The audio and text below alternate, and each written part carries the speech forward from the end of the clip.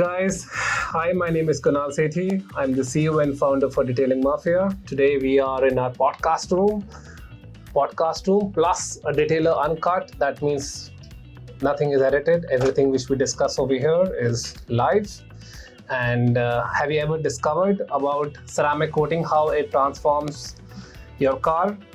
Today we have industry's top expert with us, joining us, traveling a long way, coming to India, and I want to ask him a lot of myths about ceramic coating, which we keep getting from our consumers. We keep getting it on our page. So Reggie, welcome. Thanks so much. Welcome to our podcast. And so let's start, I'm very curious. You got some questions, I imagine. I have plenty of questions. If you see this page, oh my God, it's like a book. Ladies and gentlemen, it's a book. We are looking at a book of questions. I have a lot of questions. So let's talk about, I think everyone knows about what is ceramic coating. Let's talk about that. Are all ceramic coating the same? That's a very good question, because the word ceramic is now being put into so many different types of products that actually have nothing to do with ceramic coating itself. True. If we look at the heritage of a ceramic coating, and I will think about, it's been a couple of years ago, but the idea of protecting a certain substrate against harsh elements, rust, corrosion, comes from the metal industry. And that type of a coating was then put onto the beams on top of the factory to protect them from corroding. That transferred then to the maritime market or the naval market for boats. That actually transferred into the automotive market. And I remember the beginning when all ceramic coatings, based on the word ceramic, became in any form sort of hard, or the clear liquid turned into something else other than solid, maybe liquid, strong, resin, whatever. These days we see ceramic spray sealant. Correct. So nothing hard about that, because my tiles are here reusable. We have ceramic infused glass cleaning products. I don't know, but the word ceramic is being put to many different type of products that have singular characteristic, maybe only the beading and the sheeting. But to say that they are all the same, if we look at the ingredients by themselves alone, we are so far apart from different types of the world. So in Japan, they have the availability of certain raw materials that they can create certain effects during their ceramic coating, and we have other raw materials. So you can imagine it being, might as well not use the barbecue reference here in India, but if we take a good wine from France or from Italy, they are both wine. They are both created from a grape, yet they taste completely different. I agree. And this is the same for ceramic coating. The things that we put inside to give this car a better look, better finish, to keep that finish, although that's mostly what it's supposed to be for. But to say that they are the same is... So there is no, you're saying that there is no standard formula? No. Right? It's depending on every chemist. Yeah. Everyone has their own chemistry. Yes, we are the lucky ones to be one of the ones that actually have a research and development lab inside of the factory, where other brands have to call a lab and can you make something like this for me? True. And that makes it completely different. And I'll take one good example, because there's a certain new type, maybe it's not 100% new, but it's a certain ingredient called polysiloxane. This is a certain ingredient in a ceramic coating that helps build the ceramic coating, but it's like making bread. So the polysiloxane is just the wheat. From the wheat we have to make the grain, from the grain we have to make the flour, from the flour we have the water and the salt, and then to bake it, and eventually we have the bread. Yes. So to say that it is a polysiloxane coating is of course very cute, but in how has it been developed through that process of the detailer, or sorry, in this case the chemist, explaining to us that this is now the finalized product. Because I'll be honest to you, 100% honest. I'm now in this business with ceramic coatings about 10 to 12 years. Fix my number on it. So far I have learned that there's always a clear liquid in the bottle, all of them. I put that clear liquid on either a suede or microfiber applicator. I rub it into the surface. I wait, I wipe it off, and that's basically what I know about ceramic coatings.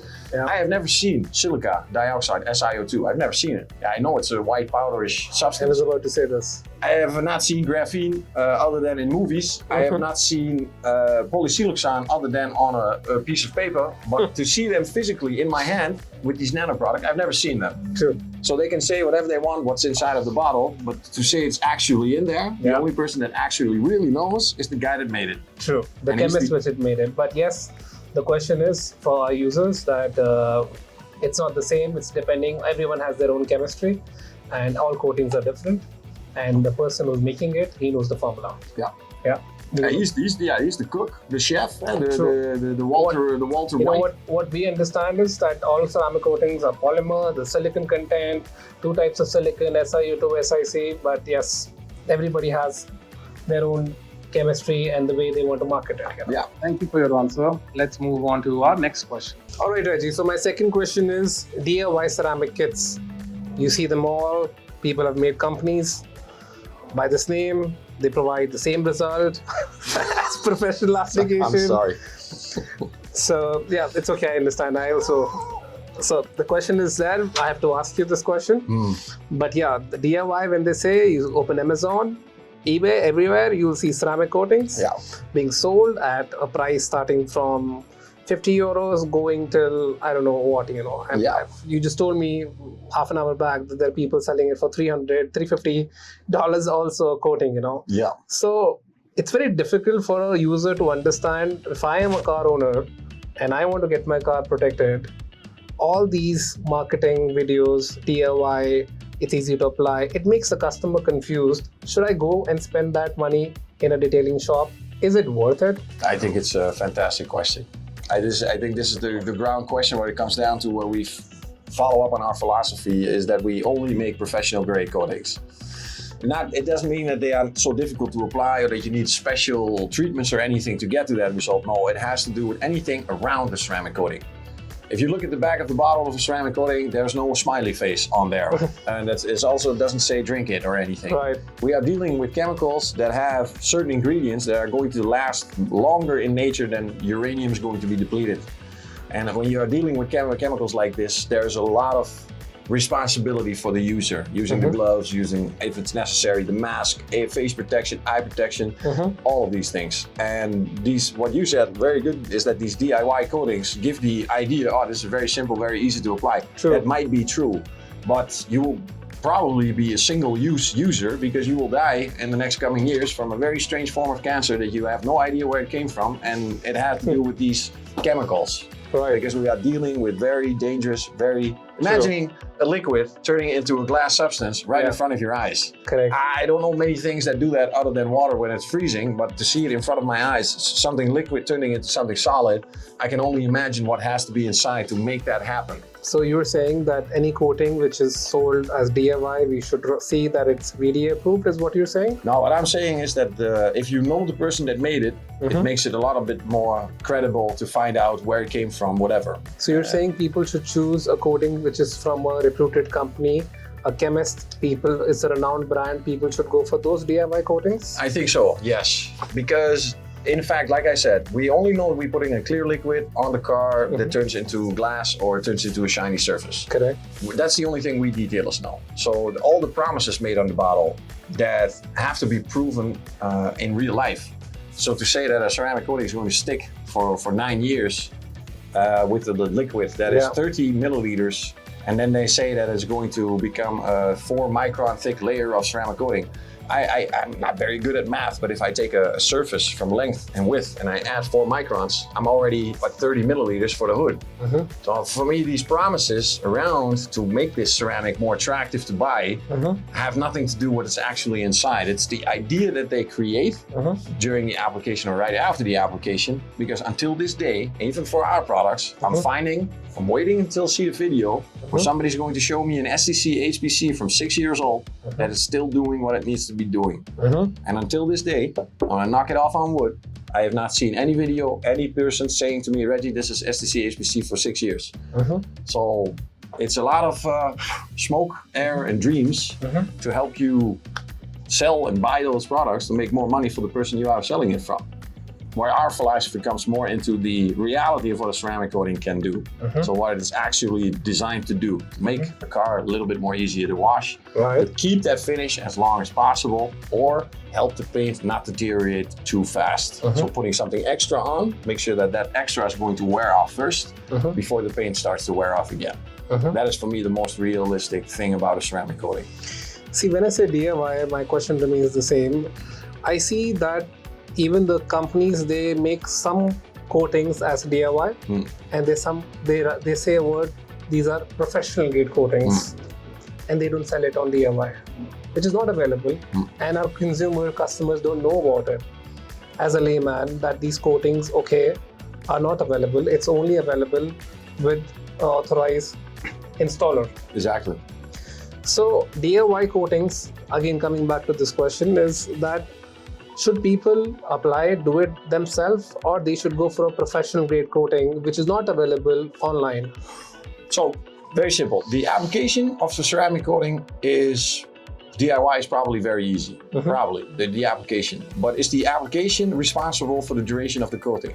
Yeah. So if we look at the entire process, and this is where the professionals come in, because a professional does a paint correction. Correct. He does a panel wipe after every paint correction. He finishes, does a panel wipe again. Then he prepares the surface. He tries to regulate his environment. He tries to control the amount of humidity. He's doing all these facets, all these aspects to make sure that the highest amount of coating is going to link to the surface. And when you look at DIY, the truth of the matter is often not necessary. If the car looks good after the polishing, regardless if it's real or not, the DIY is going to be satisfied because he's a DIYer. He's not going to spend 3 days of polishing. He wants to do it in the first day. So you're saying for new cars, is it better to use DIY coatings? No, I will still go for the professional. You still go for the professional? Yes, it's a lot of money. And a professional is easier to come back to. If he makes a promise to me about this ceramic coating sticking this for a certain amount and having a certain duration, there's somebody you can fall back on. Because you can say, listen, it's 1 year, it's not beating anymore, the car's destroyed. Tell me what's going on, I want a refund. Right. You do it yourself with all the things that go wrong with the do-it-yourself, and then I'm taking the health department a little bit away. I'm just thinking about the duration of the coating, the money you spend, and the time you put in. Right. And then get disappointed about the results you get because the promises on the bottle does not reflect the reality of the situation that you are actually working in. And you're saying if somebody does it, then the duration is 6 to 1 years? If you have a good one, maybe somebody that is DIY smart enough to see, maybe I do a panel wipe, maybe he cures it for a little bit longer, maybe he had less humidity. So there are so many variables that have influence in the duration of the coating separately from the installation itself. So a very humid area might have been the same ceramic coating in a very dry area, might have 2 different durations just because of the difference. There are a lot of factors you're saying need to be seen while applying this. Absolutely. It's nanotechnology, ladies and gentlemen. We will never see it until we see the finish on the car. The only thing we see, like again, you see a clear liquid on a suede, rub it on the surface, wait until it turns into a rainbow bubbles, you wipe it off and you're done. So as per Reggie, there's a lot of factors which we have to see before applying the ceramic coating. So what even I understood is it's better to go to a professional person who is into this business, is an authorized installer, and try to get a professional coating applied because it's a one-time thing. That's why we call it ceramic coatings. It's for years, not for months. And the DIY, I think so, if you agree with me, should be with the Caranova wax and the sealants. People can apply. You can do that every week. I would rather say the easier word is that get a coating done from a professional detailer and do the maintenance with DIY with yourself. By yourself. Yeah, the installation by professional, maintenance by yourself. That is something you can manage. Even I'm convinced now. Yeah, that is something you can manage. And I have to say, that is also because if you look, ceramic by definition is something hard. Ceramic, this is a form of ceramic. This is a bakery. That is a form of ceramic. And we have the bricks. It's very hard, but it's not flexible. Many things are being called ceramic, but they have nothing hard inside. The suede stays the same. They have different capabilities. They don't have scratch resistance or scratch reduction or scratch punctual force adhesion or whatever. No thermodynamics. It's just a little bit of substance in a solvent that dries up. Basically, it's the same as a spray. Or they put it in a bottle and you put it on with a suede. But they are the same product. But they are called also ceramic, although there's nothing hard. It's silky, it's smooth, it's glossy, and it beads. And that is by definition already enough to say this is a ceramic type of product. And all these things we can achieve through a wax also. Definitely, yes, absolutely. The gloss will probably be a little bit more warm, I believe. This is subjective. This is what I think. If you do a wax, the process of a wax is more sexy. There's more touch with the car. You build a bond, a relation. More mechanic, Yes, and with the ceramic coating, the only thing you're thinking about is don't get it on your skin, don't breathe in the fumes. Wear a glove, do this. Exactly. There's a lot of responsibility coming with the ceramic coating. Thank you, Reggie. I got this. Okay, Reggie. Myth Number 3. This is I've been hearing these questions. This particular question: ceramic coating, does it make your car completely scratch-proof? So this is something which a lot of people, they make videos. They try to show this. Somebody is trying to put a scratch. All kinds of marketing videos are there. But yes, people want to understand. Even I want to understand. Let us know. Okay, so simple. Scratch proof? No, never ever scratch proof. Not even the greatest paint protection in the world is scratch proof. The fact of the matter is it the ease of how that scratch is going to into the surface. Say we take unprotected paint, there's nothing on it, and we just shot a preludio video, we had the squeaky paint, there's no slickless, there's nothing there. There is rigid surface. On a rigid surface, it's very easy to get grip. Correct. On a very smooth surface, it's very difficult to get a grip. Right. So to say that it's scratch proof, no. Is there a chance of scratch reduction? Yes. Is there a chance to take in the scratch, like for example Blindol, having an extra layer that takes in the base scratches, protecting the paint. So we're just basically protecting the paint because the paint is protecting the metal and we are protecting the paint with the coating, and then the top coat is protecting the coating of the paint, and then we go and go and go. But scratch proof, no. It's not. It's impossible. It's impossible. It's impossible. So, coming back to the same question, when they say scratch proof, then we say scratch resistance also. Yeah. In a better way, they say it 9H, and I've seen people claiming their coating as 10H, 11H. Even I've heard now till 13H also. You know. Yeah. Can you explain what is this 9H? And as per me, there is no pencil which exists over 9H. That is absolutely true. Thank you. So the test is based out of two things. You have the ASTM test called the D3363 pencil hardness test, and we have the ISO 15184 pencil hardness test. In this test, you have a weight and a pencil on an angle of 45 degrees. The pencil is sharpened not in a point, but in a round edge, so a little bit of point off. This is then put into the surface, and you push it across the surface to see if the pencil is going to make a scratch. There are 9 pencils. From 1 to 9. There's no 10H pencil, there's nothing after. In this test, it's the pencil. But what they found out, if you make a surface so smooth with nanotechnology, it doesn't matter how hard that pencil is going to slip over the surface, never going to make a scratch. You think it's just going to glide? Exactly. Because of the slickness? Exactly. So it's not scratch resistant, it's scratch reduction through silkness. So the smoothness of the surface makes no grip means no scratch. But it doesn't mean it's resistance against scratching, because it will still scratch. If you put sand on it and you rub it back and forth, we got scratch, 100%. But the most common form of scratches through the slickness are being reduced through the slickness, making no scratches. That is the reality of the situation. Got it. Thank you. Okay, so myth number 4. Ceramic coating eliminates the need of wash and maintenance. I keep hearing this from people. People get offended, you know. People say that I've spent so much money, Kunal, and now I have to come every 2 months for a maintenance wash. So I thought, let's ask from the industry expert, what do you say? Now, let's say that we put something extra on the paint for the paint protection. But that does not mean that the paint protection is not going to get dirty. The paint protection is equally getting dirty, like the paint. The only thing we don't want is the paint to get dirty. So you have a paint protection on the car, but they have these things that a ceramic coating has. We see insane gloss beating sheeting, then we have scratch resistant, and then we have the most dangerous word in the ceramic world called self-cleaning. Yes. For us, self-cleaning means that a droplet of water is able to take off sacrificial dust and run it off to the surface. That's what the detailer's perspective. True. What a detailer is translating this to his customer. For a customer, the little video that's playing in his head here, when he hears the word self-cleaning, he says, I never have to wash the car again. Yeah, true. So it's based out of the words from the detailer that means something else, that turns into a different vision in the customer's head, thinking that he doesn't have to wash the car anymore because it's not going to scratch ever again. Then the reality of the situation comes and you see that still a ceramic coating can get very dirty and you have to maintain a ceramic coating. Because a dirty ceramic coating doesn't bead, the water doesn't run off, so you lose self-cleaning effect. So you still need to maintain a ceramic coating. It is required, and you're saying that it's better for people who are in this business. They should educate the customer while delivering the car that yes, a proper maintenance is required. The word which you said, self-cleaning, doesn't mean that it will clean by itself. Exactly, but this is what the customer thinks is different than what the detailer I would say it's thinks. not off the customer also, it's because of all the marketing videos, you know. Yeah. And that you drive and they're driving the car in a video, it's showing and dirt comes and dirt repels and they feel that it's happening by itself, you know. But it doesn't happen. The reality is that. I'll give the ceramic coating the bonus that it's indeed, when you have a ceramic coating, it's a lot easier to clean. You feel that the mitt, the shampoos work better, you need less chemicals, you need less physical abrasion. So all the facets of a ceramic coating come back into the maintenance, making the maintenance very easy.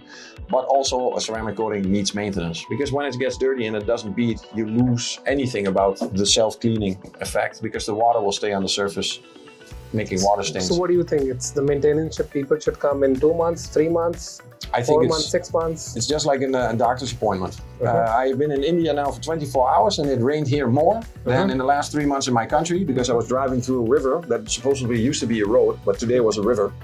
If you have a week like this with that amount of water versus the normal summer when you almost have no water, meaning that the entire summer you need 1 wash in 2 weeks or 1 wash in 2 months, versus this week where you might need even 2 or 3 washes to keep the ceramic coating going and make it do what it needs to do. Depending, basically, you're saying if my car is parked in my private garage and then I take it out in a week twice, so it's not that much required. Person who's driving it on a daily basis, he sees the weather and depending on the condition of his car, when he reaches, he should automatically, you're saying, should get to know, yeah, I need a proper maintenance. Yeah. But still, I would say people still, in their mind, they need a kind of a timeline, you know. Yeah, you can always give them a guideline. It's like getting a car serviced, you know. So they say 10,000 kilometers or X years or months, you have to come. I think that's a very good idea. Yeah. It's of course, it's difficult to manage because you can't control the weather or the condition that the customer is in. Is it parked outside, under a tree, parking garage? But you can still put out a guideline, or so let's say a red line. Because the message is for everyone, you know. Exactly. So you can still say, we need to see the car every 2 months.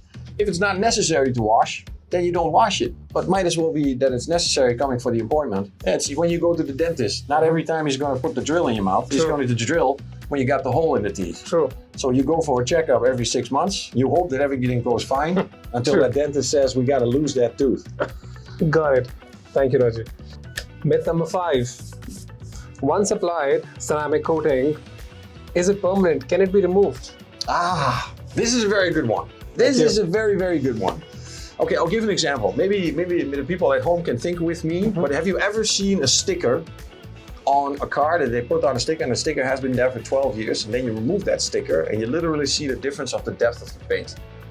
You see the sticker outlined in the paint. Everything around the sticker has been worn off. The paint is thinner there, but that part where that sticker was still the original paint. So is the paint permanent?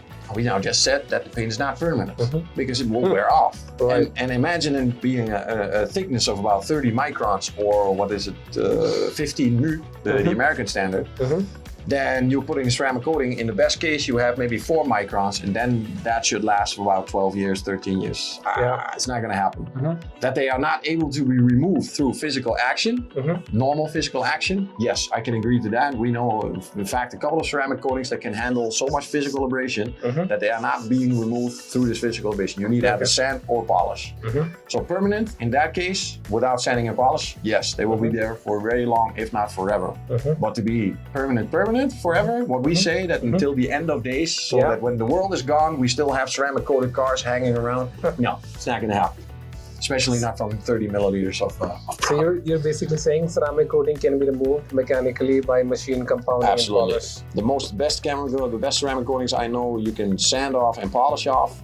And most of the ceramic coatings I know, I just need my elbow and a little bit of textile and I rub them off just like that very easily. So that's nothing permanent about that, using a little bit of cloth and a little bit of physical abrasion. All right, thank you. Myth number 6. I keep hearing this from people. Every company makes their ceramic coating application their own guidance. I've heard a lot of people, and I think the user gets confused that some people say that you should apply it. This guy is applying it, Kunal, 3 times. He's layering it on my car. Somebody's saying 5 times. We say it 1 time. So people feel that if I apply it 3 times with 3 layers, 5 layers, does it work? Does the life increase? Does it perform better? What do you think? So most of the chemicals inside of ceramic coating are inorganic, meaning they come not from anything known to man. Say for hydrogen peroxide is something that doesn't form in nature. It's just water with one extra atom of oxygen, making a peroxide. We have to make something like this, and we do the same with chemicals. With ceramic coatings, we make a certain. We don't want stuff to adhere, to stick to the surface. So we use something that is not common form in nature. So if we have a ceramic coating that is rejecting anything to adhere to itself, how is it then possible that that ceramic coating is going to adhere to itself again and again and again? We know that there is a link between the paint and the ceramic coating, but after the ceramic coating, we can say, okay, the ceramic coating like Blindo is very rough. So there's a possibility to go inside of that roughness and then close it up with HPC. But to say we can stack HPC until the end, I cannot prove after the first layer if there's more ceramic coating or in the form of HPC after the first application. So saying 2 layers, 3 layers, 4 layers, I might as well go to the body shop and get a new paint job because I'm already trying to put on the amount of paint on the car in the form of a ceramic coating. So I say layering, yes, 1 or 2, base coat, top coat, rough versus slick, or something in the first hour, first 2 layers, just to make sure that the first layer got its time. Sometimes you can say, okay, this went very fast, it's too hot, the flash time is very fast. Correct. I'm not sure if everything is adhered. You do it for the second time, not to say, okay, I'm building up a lasagna, like a very thick layers. No, you're just doing it to make sure that you touched every single part of the car with a ceramic coating. That is my opinion about the layering system. And anything else, 9 layers and everything, just bring your car to the body shop, get a fresh new paint job. It's gonna be cheaper, it's gonna be longer lasting, and better than any ceramic coating in the world. So what I understood in simple language is that if I have a bottle of wax, and from that bottle I can do it I can lay the wax 10 times, and if I apply it 10 times together, it doesn't mean that the wax will last longer. No, I probably, and I'm 99% sure, I have to check, cross-reference this with the biggest wax addict I know, Andreas. And he says that the first time you apply it, because of the physical action, you put the wax on, but if you do it the second time, you're removing the first layer of wax and just putting on a fresh new layer of wax. But you're not stacking the wax. Right. It's not a lasagna. We are not cooking a lasagna. This is ceramic coating, this is waxing. You do it once. So you're saying it loses the purpose. The first layer is the layer which is basically cross-linking with your clear coat and becoming one with the paint. Yes. And over that, we can just put up a coating like a HPC only to get it a bit of shine. Yeah. Right? Yes. And protecting the base coat. If we look at the wall behind you, we have the brick. And looking at that brick is smooth. But if we look at paint, even the best sanded paint, if we look at it on a microscope, we still have. True. It's not flat. It's not like surface flat. It's still a rigid surface. And the only thing we're doing with the ceramic coating is filling those rigid holes to make the surface even more smooth.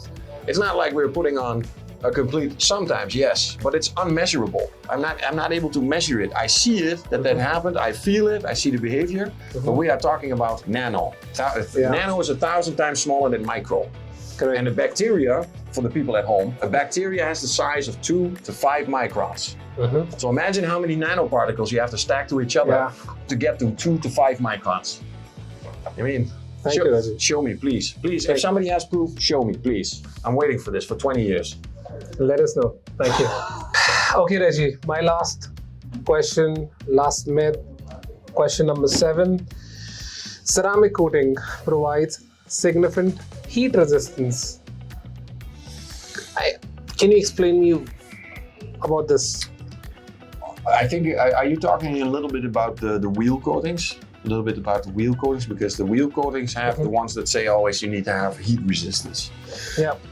We know that paint has minimum heat resistance of 100 degrees Celsius. We know this. Yeah. In India, we achieve these results on a black car. You can bake an egg on that car. So that's already hot enough. So how much hotter do we need to go?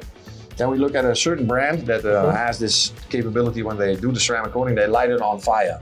Yes. That is very interesting to me, that you spend 20 hours of polishing, then put a ceramic coating on, then light the car on fire.